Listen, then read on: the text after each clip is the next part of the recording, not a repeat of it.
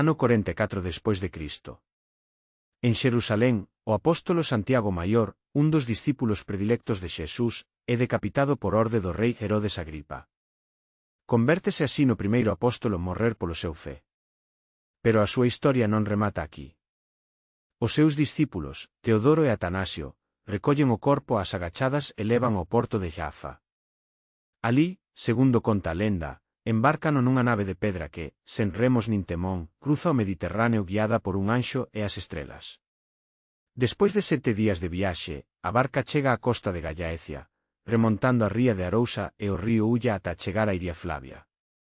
Alí, amarran a nave ao Pedrón, unha antiga ara romana que hoxe se garda na igrexa de Santiago de Padrón e que deu nome a esta terra. Para enterrar o seu mestre, os discípulos piden axuda á raíña Lupa, a soberana pagada aquelas terras. Ela, tratando de enganalos, manda ao pico sacro a buscar uns bois para o carro fúnebre, sabendo que alí só había touros bravos. Pero ocorre o milagre, os touros amansan ante a presenza do corpo santo.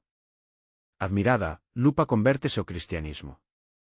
O apóstolo é soterrado no bosque de Libredón. O lugar cae no esquecemento durante 8 séculos, ata que no ano 813, o eremita Paio ve unhas luces misteriosas. O bispo Teodomiro descobre a tumba. O rei Afonso II de Asturias viaxa para velo, converténdose no primeiro peregrino e mandando construir unha igrexa. Nacera Compostela, un faro de fe para o mundo.